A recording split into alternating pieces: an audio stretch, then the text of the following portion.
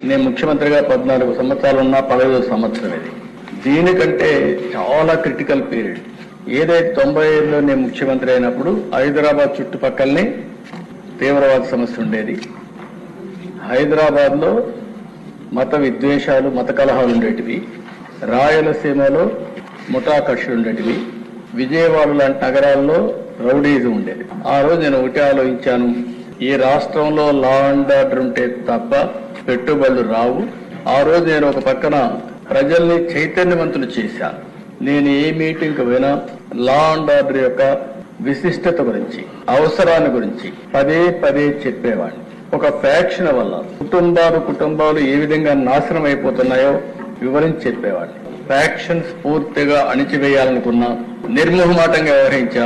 police అధికారులు కూడా చాలా పటిష్టంగా పనిచేయడానికి ముందుకు పంపిస్తే నేను గర్వంగా చెప్పగలుగుతున్న